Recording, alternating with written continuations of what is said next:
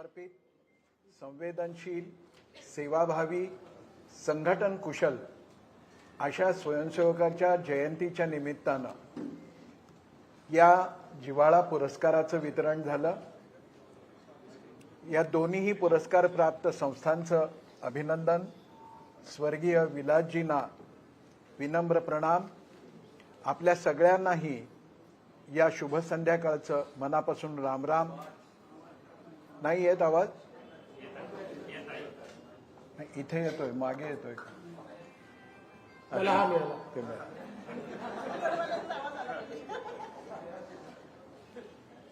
ही सामाजिक स्थिती आहे। प्रश्नकर्त्याचा आवाज नेहमी कमी असतो आणि उत्तर देणाऱ्याचा जोरात असतो। प्रश्न फक्त उत्तर देणाऱ्याला ऐकू आला म्हणजे बरं। आपल्या मनातील ते उत्तर देत आहेत। खरं तर आता सांगितलं गेलं त्याप्रमाणे हा पूर्ण कौटुंबिक स्वरूपाचा कार्यक्रम आहे। याच्यामध्ये माननीय देवाभाऊंचं व्यक्तिमत्व समजावून घेणं, त्यांच्या जीवनातल्या काही प्रसंगांचं आपल्याला जर उलगडा करून बघता आला तर आपले देवाभाऊ आपल्याला कळायला आणखीन सोपं जातं। याच्यामध्ये निवेदिका भगिनींनी सांगितलं की हा राजकीय प्रश्नोत्तराचा कार्यक्रम नाही, पण सावजीकडे जेवायला गेलो आणि बिनतिकटाचं काही आहे का असं विचारलं तर बरं दिसणार नाही। त्यामुळं थोडी थोडी राजकीय चर्चा तर याच्यामध्ये अपेक्षित आहेच। खरं तर हा सगळा परिसर माननीय देवाभाऊंचं होम पिच आहे। पार्षद म्हणून इथून त्यांच्या कार्याची सुरुवात झाली। त्यांचं विधी महाविद्यालय याच परिसरामध्ये, त्यांचं इष्ट आराध्य दैवत याच चौकामध्ये आहे। हनुमान आणि शनी मंदिर आहे। काय ते फोटोग्राफरचे इन्स्ट्रक्शन। त्यामुळं हे होम पिच असल्यामुळं पारिवारिक संवाद अधिक राहील, ही गोष्ट खरी आहे। मोकळेपणाने तुमच्या सगळ्यांच्या मनामध्ये असलेल्या अपेक्षा आणि प्रश्न मी मांडायचा प्रयत्न करणार आहे। तितक्याच मोकळेपणाने देवाभाऊ आपल्याला उत्तरं देणार आहे। आज एकादशी असल्यामुळं मला सहजच भगवान श्रीकृष्णांची आठवण झाली आणि भगवान श्रीकृष्णांच्या व्यक्तिमत्वामध्ये दार्शनिक असो, संत असो, ऋषी असो, साधक असो, त्या सगळ्यांना एका गोष्टीचं मोठं आकर्षण वाटतं, ते म्हणजे भगवान श्रीकृष्णांच्या ओठावरचं हास्य। काही संतांनी तर असं म्हणून टाकलं की श्रीकृष्णाच्या ओठावरचं हे जे हास्य आहे ते म्हणजे दुसरं तिसरं काही नाही तर साक्षात माया आहे। त्यानंतर असंच एक आणखी हास्य मधून मधून तुटतोय ना आवाज, असंच एक हास्य मोनालिसाचं होतं, ज्याचा अर्थ लावायचा आज अखेर प्रयत्न चाललाय, पण कोणाला त्याचा नीट अर्थ लावता नाही आला। जुनेच माईक आणा।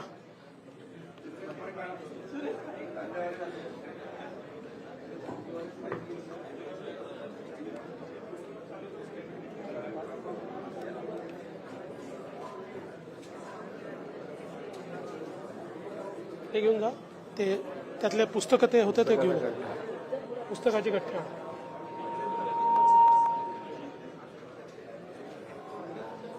अजून एक गठ्ठा तिकडे ठेवा।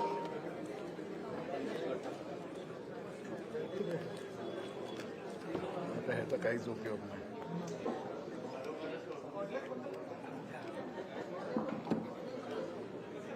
चालू आहे, जरा जास्तच कौटुंबिक होतोय।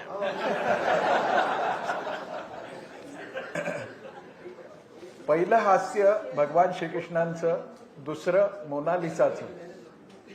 तसं सध्या देशभर राजकीय अभ्यासक आणखी एका हास्याचा अर्थ लावायचा प्रयत्न करतायत, ते हास्य म्हणजे देवाभाऊंच्या चेहऱ्यावर।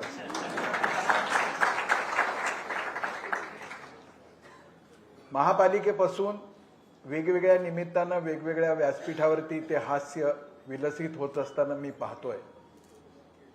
100% तुमचं काम होणार इथपासून तुमचं काम जीवनभर होणार नाही इथपर्यंत कोणताही अर्थ लावता येतो असं हे अद्भुत हास्य. आणि या हास्याची मोहिनी जादू अशी आहे की या हास्याच्या लपेटात कोण कोण येईल सांगता येत नाही. सध्या पवार कुटुंबीय पण आले. हे हास्य देवाभाऊ आपल्याला ईश्वर दत्त आहे, जन्मजात आहे की व्यक्तिमत्व विकासाच्या अभ्यासक्रमात शिकवल्यामुळं ते तुम्हाला प्राप्त झालंय?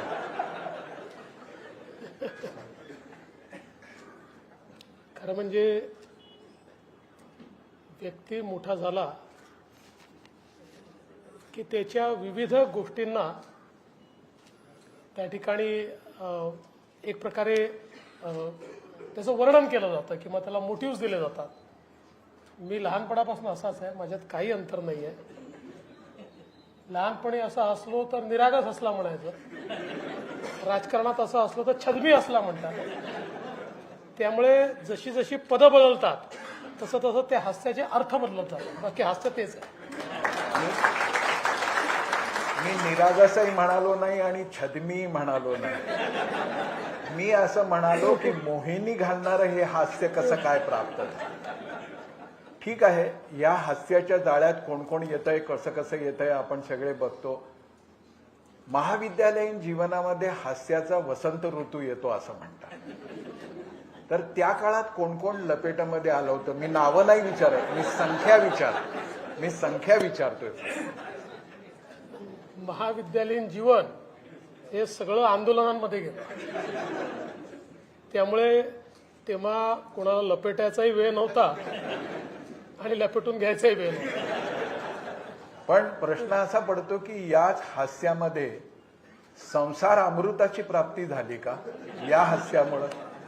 हे मात्र म्हणता येईल. कारण मी नेमका कसा आहे आणि काय करणार आहे याची 100% जर तिला सुरुवातीलाच माहिती असती तर कदाचित माझ्याशी लग्न केलं नसतं.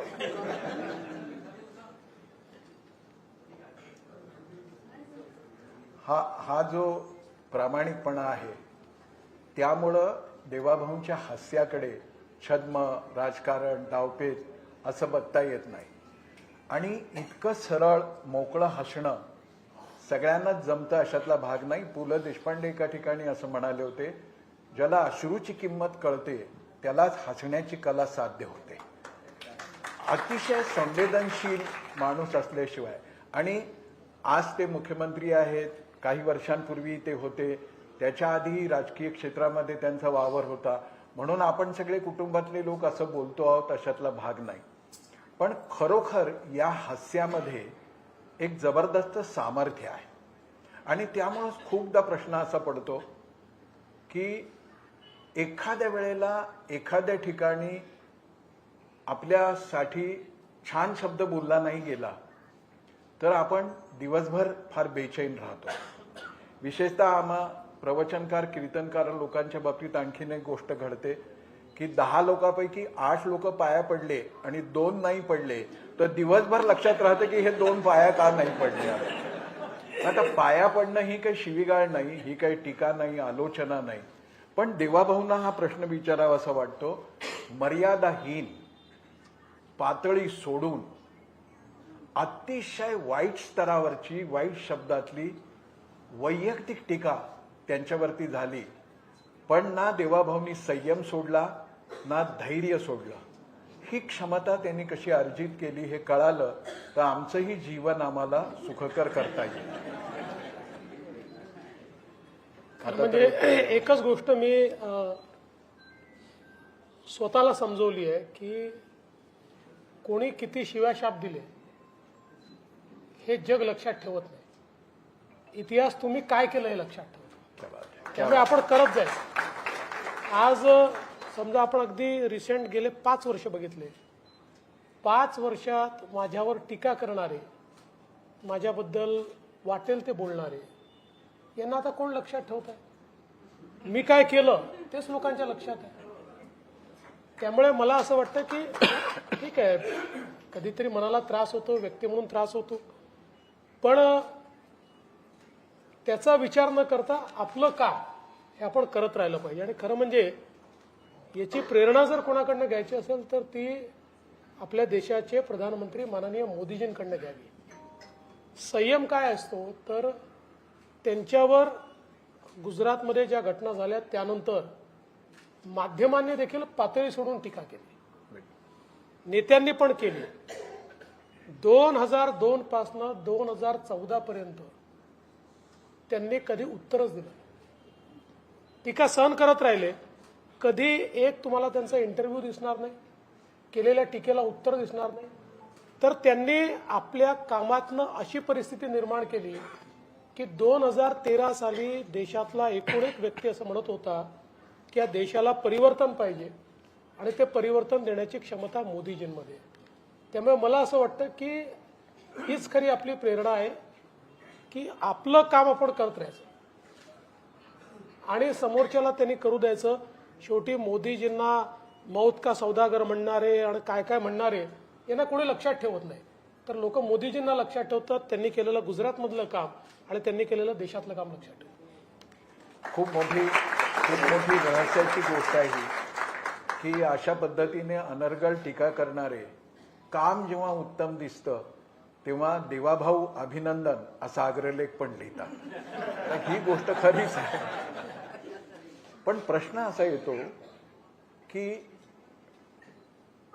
मोदीजींच्या सारखं एक व्यक्तिमत्व समोर आहे, स्वतःच्या व्यक्तित्वाचं जडणघडण या पद्धतीनं आपण केलं. एका मर्यादेमध्ये सरिता काकू आणि अमृता वहिनीही एका मॅच्युरिटीमध्ये हे सगळं समजून घेतात. पण मला नेहमी एक प्रश्न कुटुंबातला घटक म्हणून पडतो की एका उमलत्या वयात हे तर सगळं दिविजाच्या कानावर पडतच असेल, तिने कसं स्वतःला त्याच्यामध्ये सांभाळून घेतलं?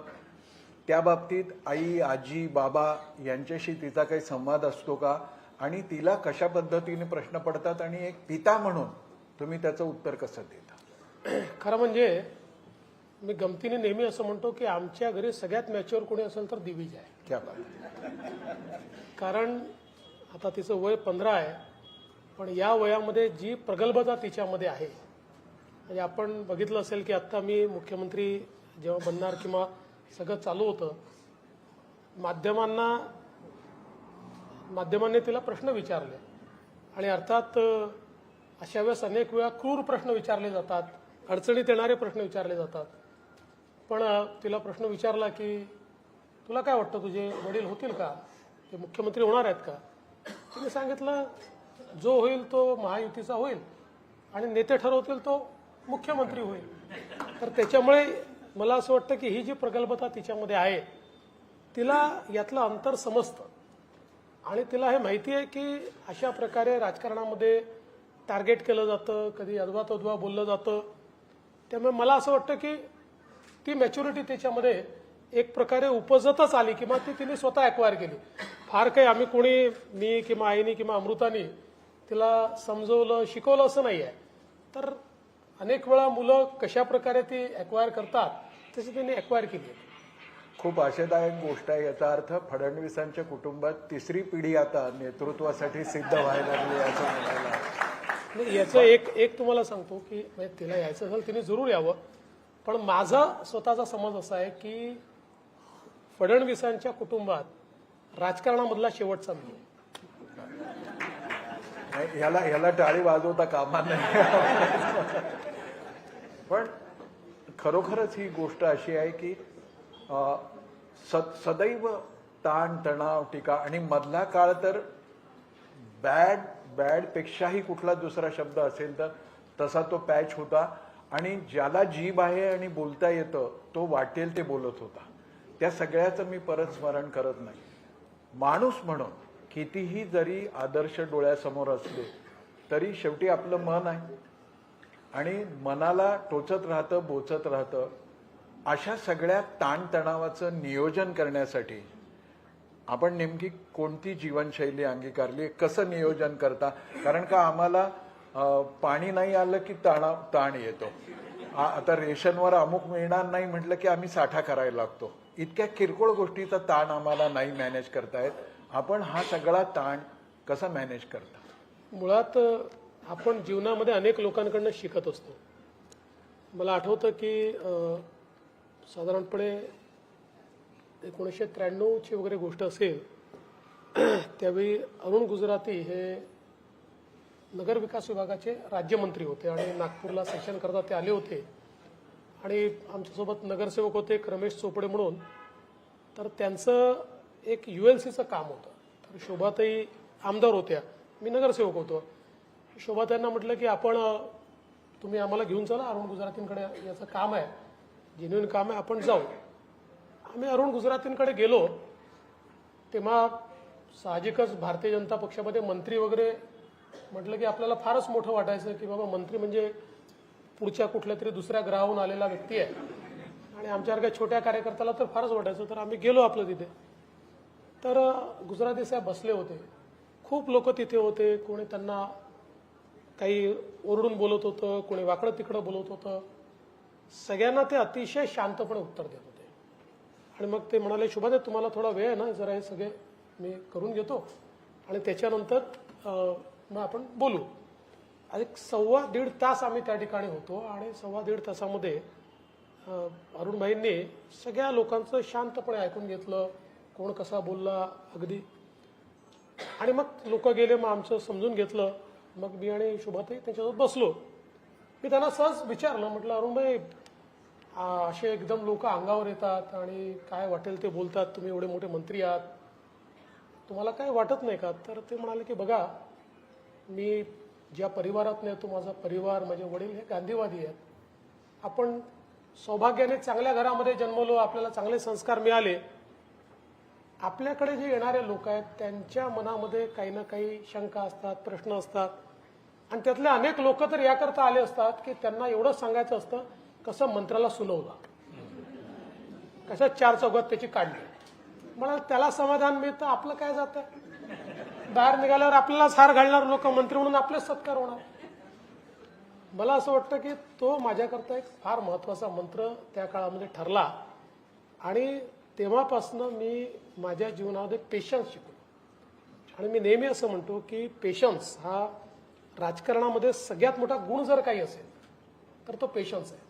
ज्याला पेशन्स आला आणि ज्याला शिव्या खाता येतात त्यांनीच राजकारणात राहिलं. ज्याला शिव्यांचा त्रास आहे त्याने राजकारण सोडून कुठलाही धंदा केला पाहिजे. तर मला असं वाटतं की ती एक सवय लागल्यामुळे मग अशा प्रकारचे काही हल्ले झाले किंवा कोणी काही उलटसुलट बोललं तर फार काही त्याचा त्रास होत नाही, त्याच्यातनं फार काही मॅनेज करावं लागत नाही. आणि मला असं वाटतं की आता तो स्वभाव झाला आहे माझा. त्याच्यामुळे मला तुम्हाला एक सांगतो की मला राग आलेला दिसला तर फार सोपा उपाय. मला राग तेव्हाच येतो जेव्हा मला भूक लागते. मला राग आलाय असं लक्षात आलं तर काहीतरी खायला दिलं की माझा राग संपतो, मग राग येतो. आपण भूक लागली तर मी मात्र मग 2-4 शिव्या देऊन आज एकादशी असल्यामुळं राग येऊ देऊ नका, म्हणूनच मी उपास करत नाही. आणि उपास केला तर उपासाचं खाऊन करतो. बाहेरच्यांची टीका, बाहेरच्यांचा हेतू हे सगळं एक वेळ. पण तुमच्या एखाद्या सार्वजनिक निर्णयाविषयीची सरिता काकू किंवा अमृताबाईंनी घरात कधी समीक्षा करताना तुमच्याशी बोलतात का?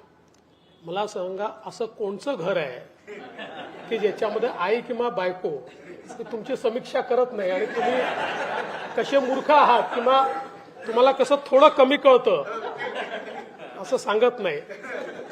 पण माझं असं मत आहे की विशेषतः आमच्या आईला, म्हणजे आईने इतके वर्ष राजकारण बघितलेलं आहे आणि सार्वजनिक क्षेत्र बघितलेलं आहे. त्यामुळे एखाद्या विषयावर आई जेव्हा मत व्यक्त करतं तर अनेकदा ते मला पटत नाही, पण तिने व्यक्त केलेलं मत खरं निघतं.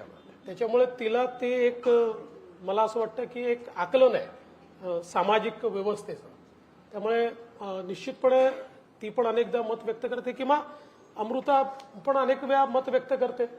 पण शेवटी आपलं ठरलंय, आपल्याला जे वाटतं तेच करायचं.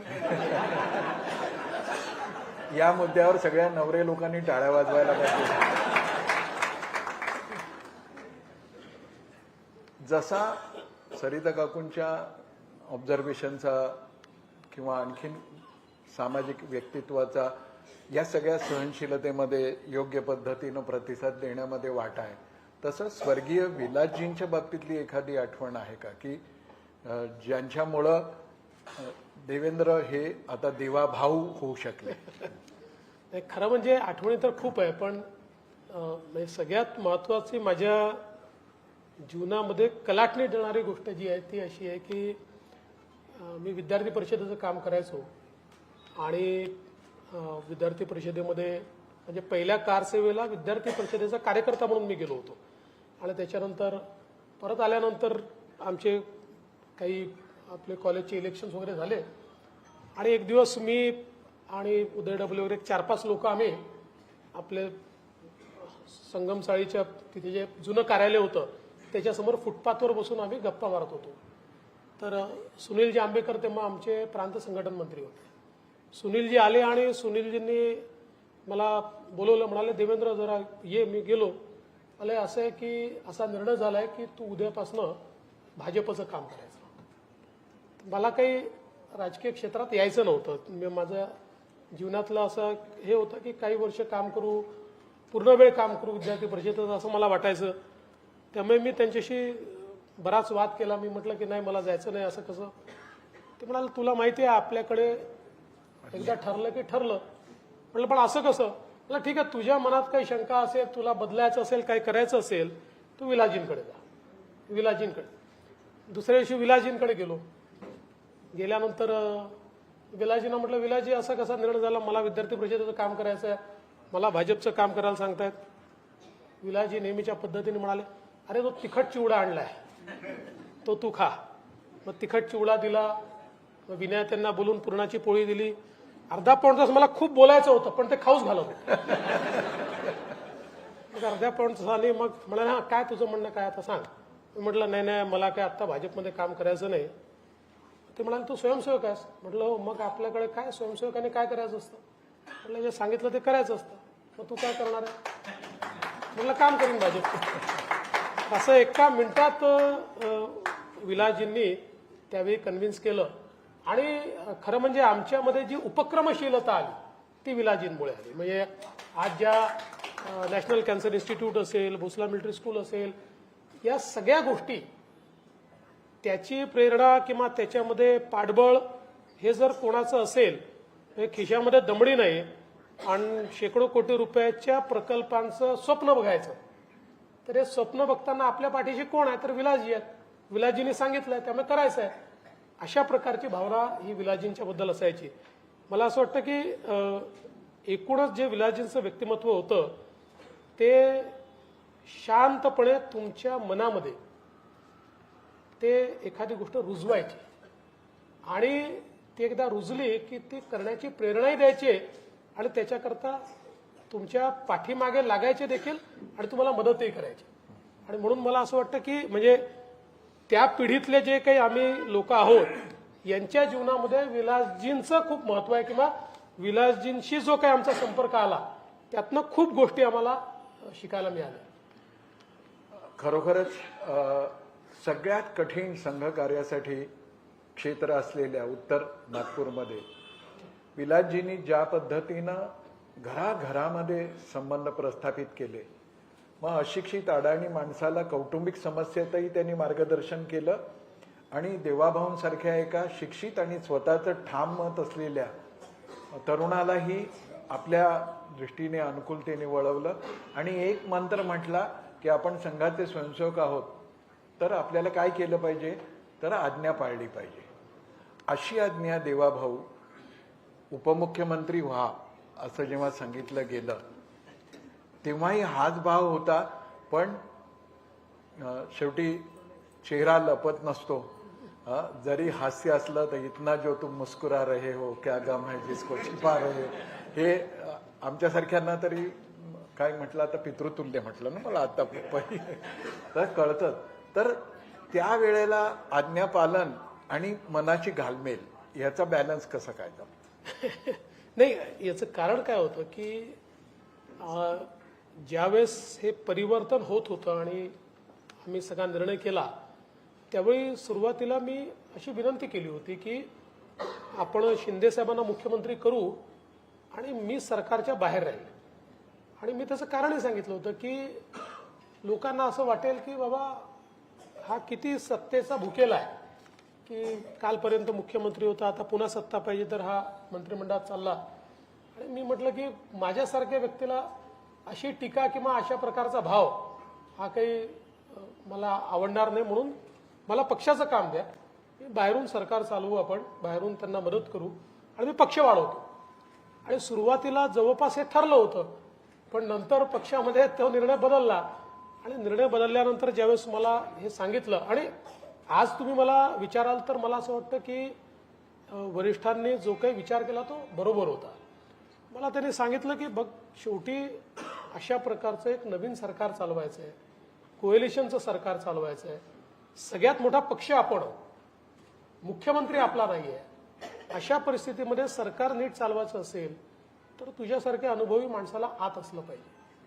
आणि सगळ्यात महत्त्वाचं जे मोदीजींनी मला सांगितलं की कुठल्याही परिस्थितीमध्ये एक्स्ट्रा कॉन्स्टिट्युशनल अथॉरिटी बनून सरकार चालवू नये. बाहेरून सरकार चालवलं तर ते सरकार नीट चालत नाही. आणि जो आतमध्ये आहे तोच सरकार चालवू शकतो. कॅबिनेटमध्ये राहून सरकार चालवता येतं, कॅबिनेटच्या बाहेरून चालवता येत नाही. त्यामुळे आमचे सगळ्यांचं मत आहे की तू गेलं पाहिजे. तर मी त्या क्षणी हो म्हटलं, पण मनामध्ये ही भावना निश्चित होती की लोक काय म्हणतील. आपण अनेक वेळा लोकांचा विचार करतो की बाबा लोक काय म्हणतील, की याला किती सत्तेचा या ठिकाणी म्हणजे सत्ता पिपासू अशा प्रकारचा हा जीव आहे की कालपर्यंत मुख्यमंत्री होता, आता लगेच पुन्हा या ठिकाणी उपमुख्यमंत्री होतं. पण पक्षाने सांगितलं आणि मी ती जबाबदारी स्वीकारली.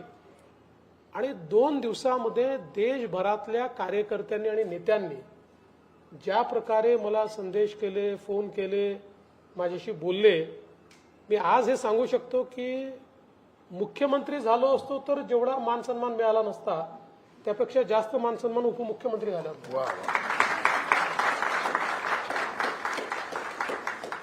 आदर्श व्यक्तिमत्वाचा परिणाम, प्रभाव आपल्या व्यक्तिमत्वावर होतो, पण प्रत्येक वेळी होतो की नाही अशी शंका येते. इतका त्याग केलेला माणूस 24 तास आपल्याबरोबर असूनही एकनाथराव शिंदेना हा बदल स्वीकारताना फार त्रास झाला असेल असं मला वाटतं. तर ती यात्रा नेमकी कशी होती? नाही, मला असं वाटतं, हा हे खरं आहे की साधारणपणे शिंदे साहेबांना त्या ठिकाणी ते मुख्यमंत्री होतील असं वाटत होतं. आणि ते साहजिक होतं, कारण ते मुख्यमंत्री होते, आमचं कोएलिशनचं सरकार होतं. आणि मला देखील अशी कुठली कल्पना नव्हती की मी मुख्यमंत्री होईल वगैरे.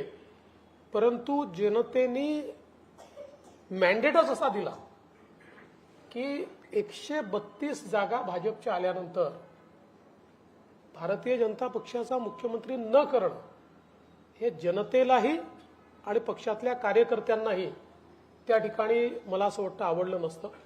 आणि म्हणून आमच्या जे काही वरिष्ठ नेतृत्व आहे त्यांनी शिंदेसाहेबांची चर्चा केली. आणि ठीक आहे, बरेच दिवस काय काय माध्यमात चाललं, पण मी तुम्हाला सांगतो की शिंदेसाहेबांनी एका मिनिटात सांगितलं की मला हे समजतं आहे की भारतीय जनता पक्षच मोठा पक्ष आहे आणि त्याचाच मुख्यमंत्री झाला पाहिजे, त्याच्यामुळे माझी काही हरकत नाही आहे. त्यामुळे त्या संदर्भात माध्यमांमध्ये काय झालं की आम्ही असं ठरवलं सगळ्या चर्चा करून सरकार तयार करू. आणि त्यामुळे त्याला थोडा कालावधी लागला. त्या कालावधीमध्ये कधी शिंदेसाहेब नाराज, कधी अजितदादा नाराज, कधी कोणी नाराज. आता माध्यमांनाही दोष देता येते, त्यांना 24 तास चालवायचं आहे, त्याच्यामुळे बातमी मिळाली तर ठीक, नाही मिळाली तर बनवावी पण लागते. त्याच्यामुळे त्यांनी आपल्या जे काही कधी कधी आम्ही लोक बातम्या तयार करतो, तर त्याच्यामुळे ते आपल्या बातम्या तयार झाल्या. पण मला असं वाटत नाही की फार काही म्हणजे त्याच्यामध्ये अटी शर्ती टाकल्या, आढेबडे घेतले. शिंदे साहेबांनी ते तात्काळ स्वीकारलं. पण दिसताना परसेप्शन असं झालं की उद्या सांगेन, उद्या सकाळी सांगेन, उद्या दुपारी सांगेन. आणि अजितदादांवर मात्र तुमचा प्रभाव खूप होता. ते म्हणाले की ह्यांचं काय असो ते असो, मी मात्र शपथ घेणार आहे. शिंदे साहेबांसमोरही प्रश्न तोच होता की मुख्यमंत्री होतो, उपमुख्यमंत्री व्हावं की नाही असा प्रश्न त्यांच्यासमोर होता. पण मी त्यांना माझा अनुभव सांगितलं की तुम्हाला एक पक्ष चालवायचा असेल आणि तुमचा पक्ष असा आहे, माझ्या पक्षामध्ये तर अनेक नेते आहेत, एक मोठं संघटन आहे, दिल्लीला आमचे सगळे नेते मंडळी आहेत, राष्ट्रीय नेते आहेत, पण तुमचा पक्ष हा तुमच्या एका खांबावर उभा असलेला पक्ष आहे. नवीन तुलनेनं, कारण विभाजन झाल्यानंतर तुलनेनं चांगलं यश मिळालेला तुमचा पक्ष आहे. अशा परिस्थितीमध्ये तुम्ही बाहेर राहून हे चालवणं कठीण जाईल, त्यामुळे तुम्ही सरकारमध्ये आलं पाहिजे. ते त्यांनी मान्य केलं. आता काय असतं बघा, जसं तुम्ही म्हणाल ना माझ्या चेहऱ्यावर हास्य नेहमीच असतं, हे फार क्वचित असं असतं, तसं त्यांच्या चेहऱ्यावर फार कधी हास्य नसतं, तुम्ही जर बघितलं असेल. पण ते मुख्यमंत्री होते तेव्हाही तसाच चेहरा होता, तर कोणी इंटरप्रिटेशन केलं नाही. आणि उपमुख्यमंत्री झाल्यावर तसा चेहरा पाहिल्यावर बघा हसतच नाहीत, हे नाराजच आहेत, असं इंटरप्रिटेशन झालं. त्यामुळे हे जे काही व्यक्तिमत्वाचं इंटरप्रिटेशन होतं हे तो काळ, ती परिस्थिती अनुसार होतं, तसं ते झालं. पण म्हणजे ह्यात असं मत करून घेणाऱ्यांचा फार दोष नाही. हा फूल तुम्ही भेजा है खत में, फूल नहीं मेरा दिल है, हे गाणं आठवलं जेव्हा नागपूरच्या अधिवेशनात उद्धव ठाकरेंनी तुम्हाला गुलदस्ता दिला ते. तर त्याच्यामध्ये दिल होतं की विल होतं? खरं म्हणजे महाराष्ट्रामध्ये आपण बघितलं असेल तर एक राजकीय संस्कृती नेहमी राहिली आहे. म्हणजे दक्षिणेच्या राज्यांमध्ये आपण जर गेलो तर तिथे खून के प्यासे आहेत, तिथे दोन पक्षाचे नेते एकमेकाशी बोलू शकत नाहीत. ही परिस्थिती महाराष्ट्रामध्ये कधीच नव्हती. दुर्दैवाने 2019 ते 2024च्या कालावधीमध्ये काही प्रमाणात अगदी खून के प्यासे नाही तरी बऱ्यापैकी थोडी परिस्थिती ही त्या ठिकाणी निर्माण झाली. पण मी मुख्यमंत्री झाल्यानंतर पहिल्याच माझ्या भाषणामध्ये ही घोषणा केली की महाराष्ट्राची राजकीय संस्कृती परत आणायची आहे. त्यामुळे मला बदल घडवणारं राजकारण करायचं, बदल्याचं राजकारण करायचं नाही. आणि मला असं वाटतं की त्याला प्रतिसाद सगळ्याच नेत्यांनी दिला आणि नेत्यांना देखील वाटलं की कुठेतरी आता ही जी काही भिंत आहे ही आपण तोडली पाहिजे. त्यामुळे पुन्हा एकदा चांगली गोष्ट आहे की महाराष्ट्रात सगळ्या पक्षाचे नेते एकमेकाला भेटतायत, एकमेकाशी बोलतायत. जाहीरपणे भेटायला कोणाला लाज वाटत नाही किंवा जाहीरपणे भेटण्याकरता काही त्याच्यामध्ये आडेवाडे पण घेते, चांगली गोष्ट आहे. पण असं एकमेकाला समजून घेता घेता घेता पवार साहेब एकदम संघाची स्तुतीच करायला लागले, तेव्हा लोकांना असं वाटायला लागलं की हे हृदय परिवर्तन आहे की एका नव्या तडजोडीच्या दिशेनं वाटचाल सुरू झाली. खरं असं आहे की लोकसभेच्या निवडणुकीमध्ये ज्यावेळी एक फेक नरेटिव्ह तयार करण्यामध्ये महाविकास आघाडीला यश आलं महाराष्ट्रामध्ये, आणि ते यश आल्यानंतर महाविकास आघाडीला एक ओव्हर कॉन्फिडन्स देखील आला की आपण अशा प्रकारचा फेक नरेटिव्ह लोकांमध्ये रुजवून सत्तेवर येऊ शकतो.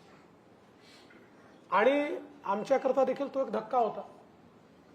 आम्ही लोकसभेच्या निवडणुकीमध्ये किमान महाराष्ट्रामध्ये तरी माझ्यासहित सगळे ओव्हर कॉन्फिडन्समध्ये होतो. आम्हाला असं वाटत होतं की आपण जिंकतोच आहे. त्यामुळे हे जे सांगतायत संविधान बदलणार आणि हे होणार, याचा काही लोकांवर असर होणार नाही. किंवा जे काही वोट जिहाद त्यांनी सुरू केला होता तर याचा काही फार असर होणार नाही. पण दुर्दैवाने ज्यावेळेस त्याचा असर झालेला बघितला आणि त्याच्यानंतर महाराष्ट्राच्या निवडणुका जवळ होत्या आणि त्यावेळी विचार परिवाराला देखील आम्ही ही विनंती केली की राजकारणामध्ये तुम्ही काम करत नाही किंवा राजकारण हा काही तुमचा प्रांतही नाही, पण आत्ताची परिस्थिती अशी आहे की अराजकतावादी ताकदी ज्या आहेत, ज्या शक्ती आहेत, या शक्तींच्या विरुद्ध राष्ट्रीय विचारांच्या शक्तींनी उतरण्याची गरज आहे. आणि मला असं वाटतं की राष्ट्रीय विचाराच्या ज्या शक्ती आहेत की ज्यांचा मूळ विचार परिवार हा राष्ट्रीय स्वयंसेवक संघ आहे, अशा विविध क्षेत्रातल्या लोकांनी केवळ अराजकतेच्या विरुद्ध लढायचं आहे म्हणून या निवडणुकीमध्ये आपापली भूमिका आपापल्या क्षेत्रात अतिशय उत्तमपणे निभावली आणि त्यामुळे जो फेक नरेटिव्हचा बागुलबुवा किंवा काय म्हणतात त्याला एक मोठा फुगा हा तयार झाला होता, त्याला 1 मिनिटात टाचणी लागली आणि लोकसभेपेक्षा विधानसभेचे निकाल हे पूर्णपणे वेगळे लागले. किंबहुना विधानसभेत महाविकास आघाडीत धून निघाली. शरद पवार साहेब अतिशय चाणाक्ष आहे. त्यांनी निश्चितपणे याचा अभ्यास केला असेल की एवढं मोठं आम्ही तयार केलेलं वायुमंडल हे 1 मिनिटात पंक्चर झालं तर ही करणारी शक्ती कोण. आणि मग त्यांच्या हे लक्षात आलं की ही शक्ती जी आहे ही नियमित राजकारण करणारी शक्ती नाही आहे, ही राष्ट्रकारण करणारी शक्ती आहे. आणि म्हणून त्यांनी त्या शेवटी प्रतिस्पर्ध्याचंही कधीतरी कौतुक करावं लागतं, त्या हिशोबाने त्यांनी ते कौतुक केलं असावं असं माझं मत आहे. नाही, असं आपण मत करून घ्यायला हरकत नाही, पण त्यामुळं नजदीक या बढेगी तो नाही ना. सगळ्यांना जी भीती आहे की एकनाथ महाराजांना शोभून दिसलं, अर्घ्य देताना इंगळी ओंजळीत आली आणि तिने डंख मारला आणि ती परत पाण्यात पडली, तर परत ते वाचवायला लागले. एकाने विचारलं की जी तुम्हाला डसते आहे तिला का वाचवताय. एकनाथ महाराज म्हणाले की इंगळीचा स्वभाव डंख मारणं आहे, माझा स्वभाव तिला वाचवणं आहे. हे संताला शोभून दिसतं, राजकारण्यांना शोभून दिसत नाही. इतकंच या निमित्तानं. नाही, म्हणूनच मी तुम्हाला एक सांगतो की तुम्ही जर 2019 नंतर माझं वक्तव्य बघितलं असेल तर ते थोडं गार्डेड असतं. याचं कारण 2019 नंतर 2024 पर्यंत ज्या घडामोडी घडल्या त्यातनं मला एक गोष्ट लक्षात आली, नेव्हर से नेव्हर. म्हणजे कुठलीही गोष्ट होणार नाही असं समजून कधी चालायचंच नाही. काही होऊ शकतं, म्हणजे झालं पाहिजे असं नाहीये, पण काही होऊ शकतं. उद्धव ठाकरे तिकडे जातात, अजित पवार इकडे येतात, काय राजकारणात काही होऊ शकतं. असं व्हावं असं बिलकुल नाही, किंवा ते होणंही काही फार चांगलं आहे या मताचं मी नाही. पण आता शेवटी राजकारणामध्ये हे लक्षात ठेवलं पाहिजे की खूप ठामपणे असं होणारच नाही असं ज्यावेळेस आपण म्हणतो त्यावेळेस राजकीय परिस्थिती तुम्हाला कुठे नेऊन बसवेल याचा काही भरोसा नसतो. खरंच काय होईल हे सांगता येत नाही आणि होणारच नाही असं म्हणता येत नाही. अगदी सकाळचा शपथविधी सुद्धा होणारच नाही असं कुठे म्हणतात. या सगळ्या गोष्टी जरी असल्या तरी म्हणून यावेळेस मी सांगितलं होतं काय झालं तरी शपथविधी संध्याकाळी करायचं. आपल्याला ते धुनच टाकायचं सकाळ.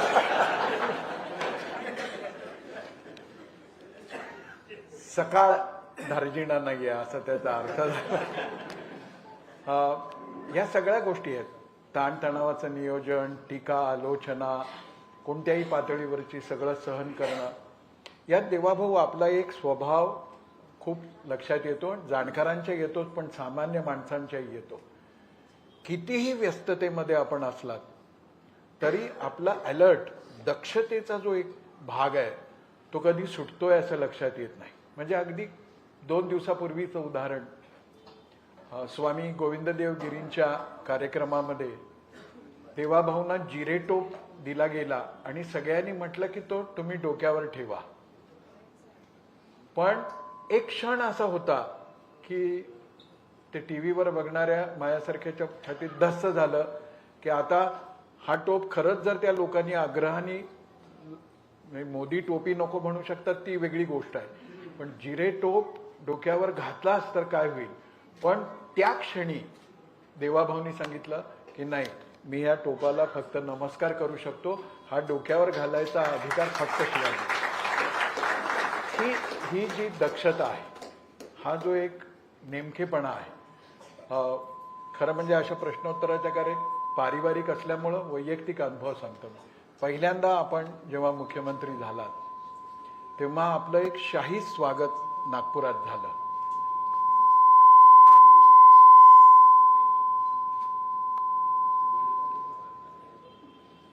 हा वेळ झाल्याचा झाल्याचा विषय. तर मला आठवतंय ज्या दिवशी देवाभाऊंचं नागपूरमध्ये स्वागत झालं, विमानतळावरून एका मोठ्या रथावर बसून देवाभाऊ येत होते आणि पूजनीय डॉक्टर हेडगेवार चौकातल्या आयलंडमध्ये मी आणि माझे 2-3 मित्र उभे होते. मी सांगतो यातला फर्स्ट पर्सन सिंग्युलर विसरून जा, इव्हेंट म्हणून याच्याकडे बघा. की देवाभाऊ सगळ्यांना असं हात करत होते आणि त्या आयलंडमध्ये मी होतो. मी हात केला, त्यांनी हात केला, पण त्याने हात केल्यावर लक्षात आलं की ह्या गर्दीत हा कोणीतरी वेगळा आहे. त्याने असं केलं आणि मला अशी खूण केली फोन करून. म्हणजे आपण मुख्यमंत्री झाल्यावर एवढं शाही स्वागत होत असताना कुणाला काय कोणती खूण करायची आहे हे ज्याला कळतं ना तो यशस्वी मुख्यमंत्री. ही दक्षता कशी काय जमते? मी असं म्हणेल की खरं म्हणजे तुम्ही झिरो टोपाचा उल्लेख केला तर ही दक्षता आणि हा संस्कार आहे. कारण झिरो टोप घालण्याचा अधिकार हा केवळ आणि केवळ महाराजांना आहे आणि महाराजांच्या वतीनं आपण तो स्वीकारू शकतो, पण तो आपण घालू शकत नाही.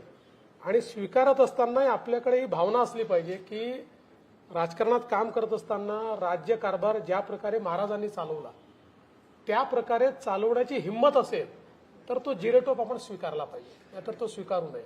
म्हणूनच मी तो स्वीकारला, तो माझ्या डोक्याला लावला, मी त्याला एक प्रकारे त्याचं दर्शन घेतलं, वंदन केलं आणि मनातल्या मनात म्हटलं की या झिरो टोपाचा ज्यांचा अधिकार आहे किमान त्यांच्या एक दशांश तरी माझ्या हातून काहीतरी व्हावं असा आशीर्वाद बडी बडी.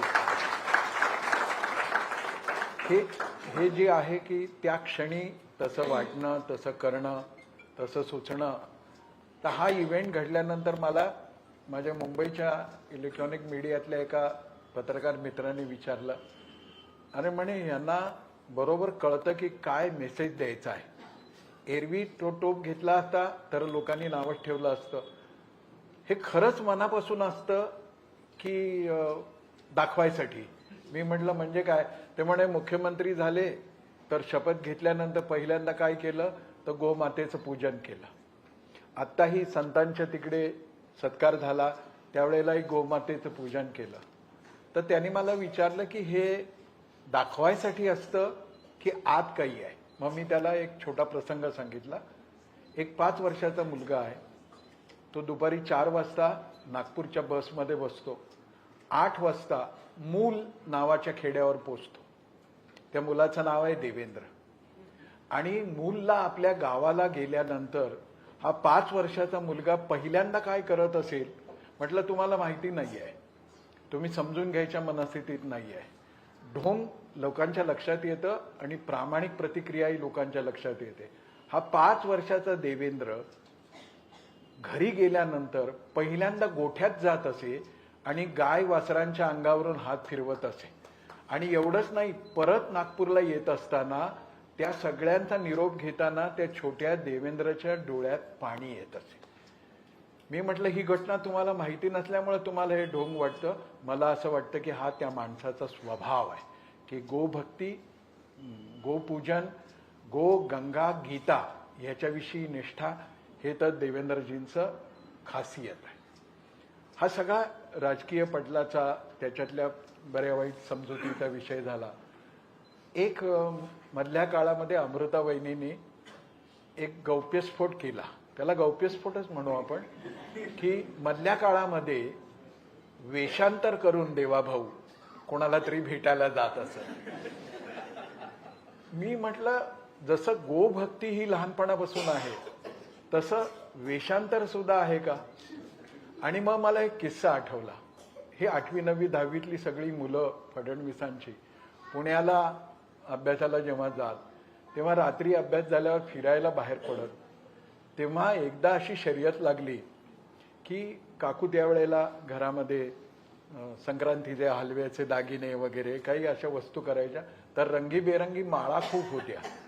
तर तिकडे असं एक चॅलेंज आलं की ह्या सगळ्या माळा गळ्यात घालून डोक्याला बांधून कोण जाईल का, आणि पुण्यात फिरून यायचं आणि काय चहा कॉफी आईस्क्रीम कुठं यायचं करून घ्यायचं. देवाभाऊ त्यावेळेला पांढरा शुभ्र धब्बा, रंगीबेरंगी माळा डोक्यावरती ते आणि प्रिन्स रिपू दमन असं म्हणून ते बाहेर गेले. याचा अर्थ वेषांतर हा पण एक स्वभाव आहे का? तुम्ही खूप आतल्या गोष्टी आणलेल्या आहेत, इथपर्यंतच लिमिटमध्ये ठेवा, याच्या पुढच्या सांगू नका. नाही पण खरोखर अनेकदा असा अनुभव येतो की ही सहजता आहे. पद विसरणं आणि सहज होणं. पुन्हा एक वैयक्तिक अनुभव. प्रदेशाध्यक्ष होते देवाभाऊ आणि प्रदेशाची एक मीटिंग सोलापूरला होती आणि त्या बैठकीमध्ये एक लोकप्रतिनिधी, स्थानिक काही 2-4 पार्षद हे नाही पोचले. भाजप पक्ष म्हणून त्यात माझा रोल, माझी भूमिका शून्य. म्हणजे मी 10 रुपयाचं सदस्य नाही. आता सदस्य नोंदणीत कोणी आलं माझ्याकडे तर विचार करेन मी, पण माझं काहीच भूमिका नाही. मी संघाचा स्वयंसेवक, वनवासी कल्याण आश्रमाचं काम, तरुण भारतचं संपादक. प्रदेशाध्यक्ष आहेत देवाभाऊ आणि एकदम त्यांचा निरोप आला की मी तुझ्याकडे चहाला येतो. मला आनंद झाला. मी म्हटलं या. आणि आल्यानंतर ते म्हणाले की प्रदेशाध्यक्ष शहरात असताना अ ब क हे बैठकीत येत नाही, याच्यावर मी काय करावं असं तुला वाटतं? एक प्रदेशाध्यक्ष एका नॉन प्लस किरकोळ माणसाच्या घरी स्वतःहून जातो, ही मोठी कठीण गोष्ट आहे असं मला वाटतं. इतकी सहजता त्यांच्या व्यक्तिमत्वामध्ये आहे आणि ह्यात दाखवणं मुद्दाम, त्यावेळेस काय पत्रकारांना घेऊन ते माझ्याकडे थोडेच आले होते, पण इतक्या सहजतेने संवाद करणं, यामुळं दिवसेंदिवस देवाभाऊंचं व्यक्तित्व आणि खरोखर सुरुवातीला जसं सांगितलं की देशभर त्यांच्याविषयी माध्यमामध्ये, क्वचितच माध्यमामध्ये एखाद्याबद्दल इतकं सातत्याने चांगलं बोललं जातं, विशेषतः इलेक्ट्रॉनिक मीडियामध्ये, पण देवाभाऊंच्या बद्दलचा अतिशय पॉझिटिव्ह असा अप्रोच आहे. प्रदीप सिंहासारखा एक सिनियर आपका अखबार नावाचं यूट्यूब चालवणारा देवाभाऊंच्या विषयी इतकं गौरवाने बोलतो, असं वाटतं की देवाभाऊंचं पीआरओशिप त्यांच्याकडे दिली आहे का, इतकं मनापासून. आणि देशभर ही खासियत, ही विशेषता त्यांच्याकडे आहे. हा निरभिमानी स्वभाव पदावर राहून सुद्धा हा कसा काय शक्य? आता एक सिक्रेट तुम्ही जाहीर केलं, आता मंत्रालयात मी भेटायला येईन तेव्हा खाऊचा डबा घेऊन येईन. पण हा निराभिमान, इतकी सहजता म्हणजे एका सरपंचाकडे नसते, ही एका मुख्यमंत्र्याकडे कशी? खरं म्हणजे आपण ज्या संस्कारातनं आलो त्या संस्कारांनी आपल्याला एकच गोष्ट शिकवली की पद जे आपल्याला मिळतं ते खरं म्हणजे सन्मानाकरता मिळत नाही. पद आपल्याला मिळतं ते सेवा करण्याकरता मिळतं. आणि मुळातच इतकी पदं मिळाली, पण पदांवर गेल्यानंतर काही आपल्यात बदल झालाय असं मला वाटलंच नाही. की काय आपल्याला शिंग फुटले आहेत की कुठला तरी मुकुट मिळालेला आहे असं कधी वाटलंच नाही. त्यामुळे हा सहज स्वभाव आहे. म्हणजे आणि मला असं वाटतं की केवळ बोलण्याकरता मी म्हणत नाही, पण जो काही संघात संस्कार मिळाला त्याच्यामुळे आपल्याला जबाबदारी मिळाली असंच वाटतं. आणि परवा मी खूप दिवसांनी चाणक्य नाटक पाहायला गेलो होतो, आपल्या मनोज जोशींचं. त्या नाटकामध्ये एक डायलॉग फार चांगला आहे. त्यात तो चाणक्य चंद्रगुप्ताला असं म्हणतो की राजा होना ये सुखी होने का माध्यम नाही आहे. आपल्याकडे अनेक लोकांना असं वाटतं की पद हे आपल्या व्यक्तिगत सुखाकरता आपल्याला मिळालेलं आहे, आणि ते ज्यावेळेस वाटतं त्यावेळेस मग त्याचा एक अभिमान आपल्या मनामध्ये जातो किंवा अनेक गोष्टी त्यातनं आपल्यामध्ये तयार होतात. मी असं म्हणणार नाही की मी अगदी कुठला तरी साधू संत आहे किंवा अशा प्रकारचं नाही आहे, पण मला असं वाटतं की या संस्कारांनी माझा स्वभावच तसा केलेला आहे की कुठल्याही, म्हणजे मी तुम्हाला सांगतो की ज्यावेळी मी गाडीने जात असतो, पुण्यात असतो, नागपुरात कुठेही जात असतो आणि अनेक वेळा ट्रॅफिक थांबवतात, मला दडपण येतं त्याचं. मला असं वाटतं की काय करतायत हे लोक. माझा, तुम्ही जर पुण्याच्या ट्रॅफिक DCPशी किंवा CPशी जर बोललात तर दर माझ्या व्हिजिटमध्ये त्यांच्याशी माझा वाद होतो की इथे तुम्ही थांबवला होता. ते म्हणतात नाही नाही आम्ही एकाच मिनिटाकरता थांबवला होता. तर हा स्वभाव झाला. म्हणजे हे कधी आपल्याला, आपण मोठ्या पदावर आहोत तर आपल्याला काहीतरी स्पेशल मिळालं पाहिजे. अशा प्रकारची भावनाच येते, प्रिव्हिलेजची भावनाच येते. म्हणून तर आता वेगवेगळ्या दौऱ्यात पोलिसांची सलामीवर तुम्ही नियंत्रण आणलं. मला तर आधी असं वाटलं उद्धव ठाकरेंनी गुच्छ दिल्यापासून त्यांनी पोलीस ऑफिसरना सांगितलं की आता मला गुच्छ देऊ नका. त्यांचा काय हेतू असेल काय सांगता येत नाही. पण ही निरलसता, सहजता, निराभिमान वृत्ती आणि त्यातून तटस्थ राहायचं. आमचे यशवंतराव केळकर असं म्हणत अनअटॅच्ड इन्व्हॉल्वमेंट आणि अनइन्व्हॉल्वड अटॅचमेंट ही कार्यकर्त्यामध्ये असली पाहिजे. मला प्रसंग आठवतो, जबलपूरला देवाभाऊंच्या भाचीच्या लग्नात आम्ही 2 दिवस एकत्र होतो आणि या 2 दिवसामध्ये प्रशांतजींच्याही लक्षात आलं की एकदाही मुख्यमंत्री होते पहिल्या वेळेचे आणि एकदाही मुंबईतून फोन नाही किंवा यांनी असं उसाचे भरून कोणाला तरी फोन केला आणि काय होईल. तेव्हा प्रशांतजींनी विचारलं की अरे तुम्ही सीएम आहात पण तुमचा फोन एकदाही वाजला नाही. म्हणजे आमच्याकडे वॉर्डाचा अध्यक्ष असला तरी बैठकीत त्याचा फोन इतके वेळा वाजतो आणि तो म्हणतो हां देवेंद्रजी बोला, म्हणजे सगळ्यांना वाटावं की देवेंद्रजींनी फोन केला आहे. हे सगळं चालतं. आणि हे इतकं 2 दिवस कुटुंबातला म्हणजे कुटुंबातला होऊन राहणं ही पण फार मोठी गोष्ट आहे. हेही कसं जमतं की परिवारासाठी आपल्याला आपलं सगळं बाजूला ठेवायचं. ते परिवार असेल, मित्र असतील, यांच्यामध्ये गेल्यानंतर मला असं वाटतं की ज्याला आपण रिज्युविनेट म्हणतो तशा प्रकारे आपण होत असतो. कारण आपलं जीवन अतिशय साचेबद्ध आहे. सकाळी उठल्यापासून रात्रीपर्यंत लोक लोक लोक, आणि ते जर आले नाही तर आपण बेचैन होऊन जातो. म्हणजे असं वाटतं काहीतरी गेलं आपलं आता, म्हणजे आपली मान्यता कमी झालेली दिसते की कोणी यायलाच तयार नाही आपल्याकडे. तर त्याच्यातनं कुठेतरी आपल्याला जेव्हा आपण बाहेर पडतो, म्हणजे जुन्या मित्रांमध्ये आपण बसतो किंवा परिवारात बसतो आणि आपलं पद वगैरे विसरून ज्यावेळेस आपण त्यावेळी, तर मला असं वाटतं की त्यातनं एक नवीन जीवन मिळतं आपल्याला, एक रिज्युविनेशन आपलं होतं, ऊर्जा मिळते, एक चांगल्या प्रकारची ऊर्जा मिळते.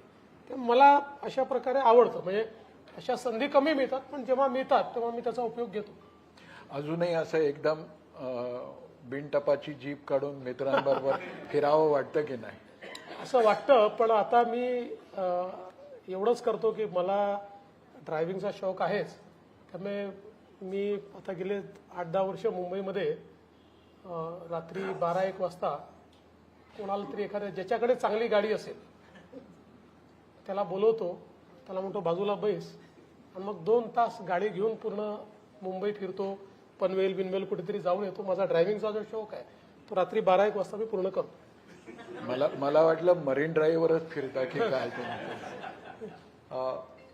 गमतीचा भाग असा आहे की कुटुंबासाठी वेळ देणं, कुटुंबातल्यांबरोबर जाणं आणि त्यातून नवीन ऊर्जा प्राप्त होणं, त्या ऊर्जेचा हे व्यक्तिमत्व कसा वापर करतं ह्याचं एक छोटं उदाहरण सांगतो.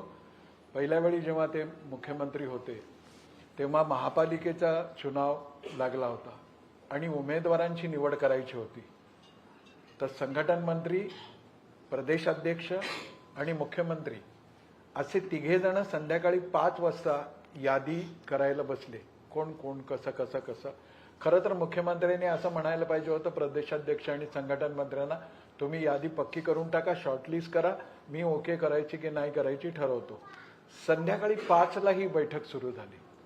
दुसऱ्या दिवशी पहाटे 5 वाजता याद्या पक्क्या होऊन ती बैठक संपली. 12 तास ही जी ऊर्जा मिळते आहे ती अशा सहज वागण्यातून, निराभिमानी वृत्तीतून, संघ संस्कारातून, घरच्या वातावरणातून अशी सगळी त्यांना मिळत असते.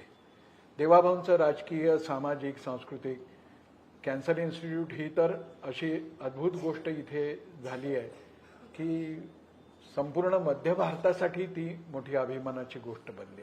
अशा अनेक गतिविधीमध्ये ते सक्रिय असतात. पण मला त्यांचा आणखीन एक छुपा पैलू आहे, रहस्य नाही पैलू, तो म्हणजे मराठी भाषेला त्यांनी काही शब्द दिले. जसा करेक्ट कार्यक्रम हा एक शब्द दिला, करेक्ट कार्यक्रम. दुसरा दिला हिज मास्टर्स व्हॉइस पत्रकार, HMV पत्रकार. तिसरा दिला अकलूजकरांच्या आत्ता लोकसभेतला सगळा रोल बघता सोडणार नाही. तर हे जे काही आहे तर हे शब्दाचं वेड सुद्धा लहानपणीपासून आहे. एकदा कधीतरी लहानपणी तरुणपणी विजिगीषू असा शब्द त्यांनी वाचला तर सरिता काकूंचं माहेरचं नाव विजय आहे. तर आईला ते मग विजिगीषू याच नावाने एक शब्द आवडला की त्या शब्दामागे जायचं असं शब्दाशी पक्का असणारा आणि तरीही सोडणार नाही असं जेव्हा म्हणतो तेव्हा पकडलेला हात सोडणार नाही की बदला घेतल्याशिवाय सोडणार नाही. ज्यांना सोबत ठेवलाय त्यांना त्यांचा पकडलेला हात सोडणार नाही आणि आता आपल्याला बदला घ्यायचाच नाहीये. इतकं आपण किती वेळ बोलू शकतो पण त्याला एक मर्यादा आहे. जेवढं कमी वेळात आहे याच्या पाठीमागचा उद्देश एवढाच होता की तुमच्या आमच्या कुटुंबातलं एक व्यक्तित्व आपल्या परिसरात आपल्या डोळ्यासमोर उमलत गेलेलं उलगडत गेलेलं विकसित होत गेलेलं व्यक्तित्व आज सगळ्या देशभर ज्यांच्याविषयी अपार आकर्षण आहे असं व्यक्तित्व ते घडलं कसं, माणूस म्हणून कसे आहेत ते आपल्याला निर्णयात बोलताना जसं आता मंत्र्यांना त्यांनी फतवा काढलाय की आठवड्यातले 3 दिवस मंत्रालयात राहिलंच पाहिजे. प्रशासनामध्ये 7 कलमी कार्यक्रम दिलाय की हे झालंच पाहिजे. अतिशय कठोर भूमिका घ्यायची तेव्हा घेतात. हसण्यामध्ये सुद्धा एक पाठीमागे हा कठोर आणि असं वाटतं की या माणसाचं मन कसं आहे. पण हा माणूस कळायचा असेल तर आत्ता खासदार महोत्सवामध्ये रामकथा ऐकत असताना त्यांनी जेव्हा कथा सांगणाऱ्या त्या कवीला आलिंगन दिलं तेव्हा अक्षरशः गदगद होऊन गेले होते. ही केवळ रामाची जादू आहे अशातला भाग नाही. हृदय मुलायम आहे. निर्णय प्रशासक म्हणून ठामपणाने घ्यावेच लागतात. आणखीन एक वैशिष्ट्य त्यांचं असं की कुठलाही प्रश्न ते टाळत नाही. पण म्हणून किती प्रश्न विचारायचे. म्हणून शेवटचा टप्पा रॅपिड राऊंडचा करू आपण. अगदी छोटे छोटे प्रश्न आहेत. राज ठाकरे की उद्धव ठाकरे? असं आहे की मी पुन्हा सांगतो, मागाशी मी सांगितलं की राजकारणात काही पक्क नसतं. आधी उद्धव ठाकरे मित्र होते, मग राज ठाकरे मित्र झाले, आता राज ठाकरे मित्र आहेत आणि उद्धव ठाकरे शत्रू नाही आहेत. राज की बात बताई. दुसरा भाग असा येतो की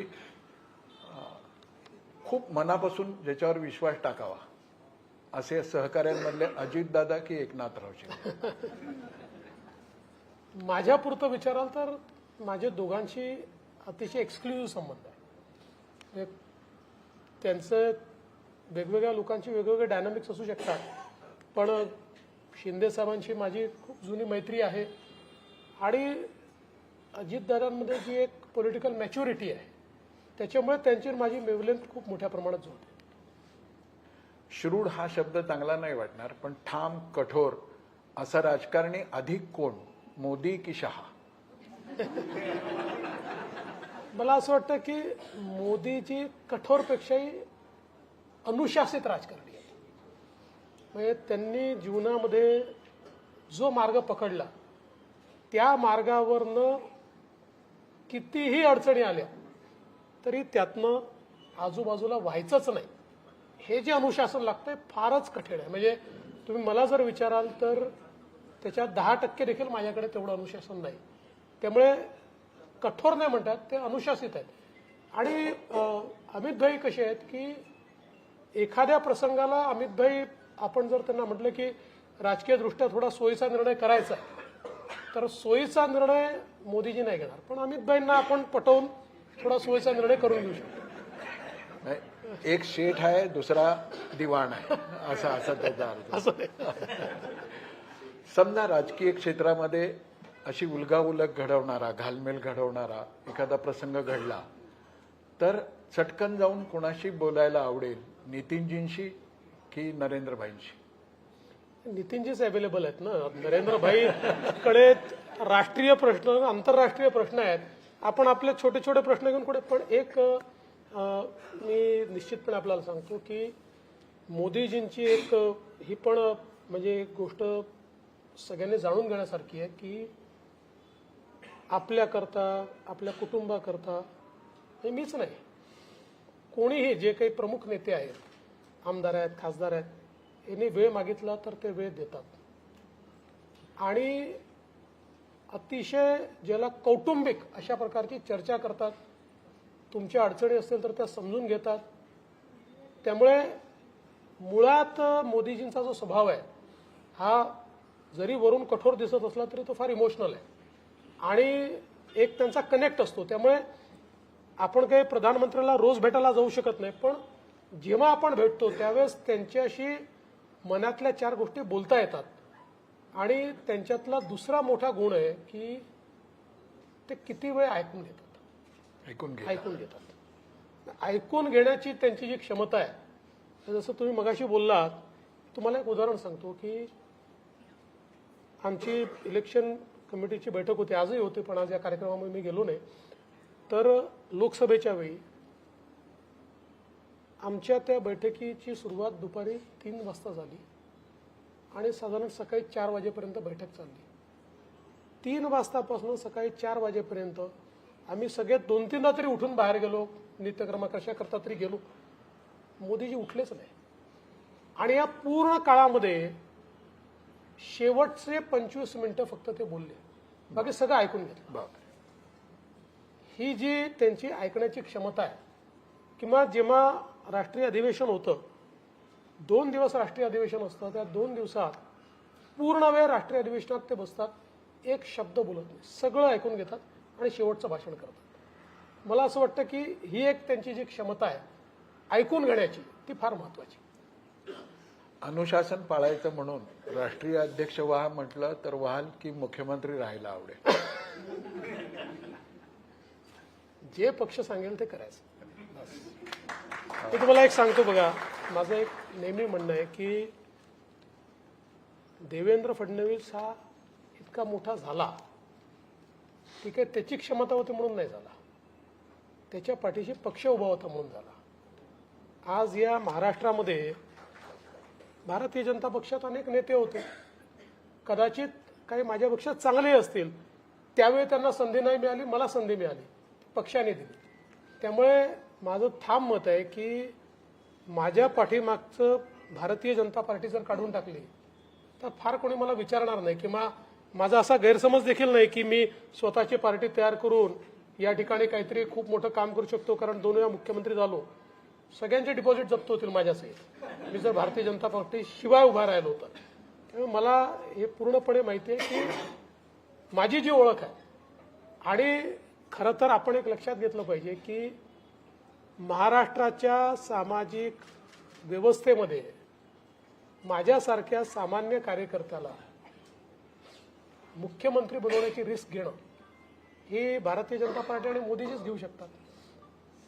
कारण ज्या प्रकारची राजकीय गणितं असतात, आता ठीक आहे 5 वर्षात मी एस्टॅब्लिश झालो, त्याच्यामुळे यावेळेस बनवताना कदाचित तो प्रश्न नसेल, पण जेव्हा बनवलं तेव्हा तर तो प्रश्न निश्चितपणे समोर आला असेल. आणि म्हणून मला हे 100% माहिती आहे की माझी जी ओळख आहे ती भारतीय जनता पक्षामुळे. म्हणून मला जे पक्ष जेव्हा सांगेल, मी नेहमी सांगतो, मला ज्या दिवशी सांगेल की आता खूप झालं, तुमची आवश्यकता नाही, घरी जाऊन बसा, मी प्रतिप्रश्न विचारणार नाही, घरी जाऊन बसा. आज एकादशी असल्याने शेवटचा प्रश्न सर्व महाराष्ट्राच्या अस्मितेसाठीचा म्हणून आवश्यक आहे. काशी विश्वनाथ कॉरिडॉर झाला, विठ्ठल कॉरिडॉरची सुरुवात कधी होणार? फार महत्त्वाचा प्रश्न तुम्ही विचारला. आणि आम्ही खरं म्हणजे एक गोष्ट मान्य केली पाहिजे की गेले 10 वर्ष आम्ही फक्त त्याची चर्चा करतोय. अर्थात मंदिराचं काम आम्ही आता सुरू केलं, मागच्या काळात मी भूमिपूजन केलं, त्यातलं आतलं काम बऱ्यापैकी झालं, आता एकदम बदललेलं मंदिर आपल्याला पाहायला मिळत आहे. पण कॉरिडॉरचं काम अजून आम्ही सुरू करू शकलो नाही. पण माझी इच्छा आहे की आता यावर्षी आपल्याला, कारण आपल्याला तिथली पूर्ण माहिती आहे, आपण सोलापूरमध्ये अनेक वर्ष वास्तव्य केलं असल्यामुळे काही लोकांच्या शंका कुशंका आहेत. माझा प्रयत्न आहे की पुढच्या 2-3 महिन्यात त्या सगळ्या शंका कुशंका दूर करून सगळ्यांना विश्वासात घेऊन हे काम सुरू झालं पाहिजे, तो प्रयत्न माझा आहे. माननीय देवेंद्रजी फडणवीस एक रसिक, नाट्यप्रेमी, चित्रपटाचे हौशी, संगीताची आवड असणारे, मित्रांमध्ये रमणारे, प्रशासनावर पकड असणारे असे आपले देवाभाऊ आज दुसऱ्यांदा महाराष्ट्राचे मुख्यमंत्री झालेत. त्यांची यापुढची कारकीर्दही अशीच झळाळी असणारी हो आणि प्रत्येक दिवस त्यांना नवनवं यश मिळत जावं अशी कामना स्वर्गीय विलासजींच्या आणि भारत मातेच्या चरणी आपल्या सगळ्यांच्या वतीनं मी करतो. आणि या मुलाखतीमध्ये इतका वेळ देवाभाऊंनी दिला त्याबद्दल व्यक्तिशः त्यांचा आभार मानून मी या मुलाखतीची सांगता करतो. पसायदानासाठी थांबायचं.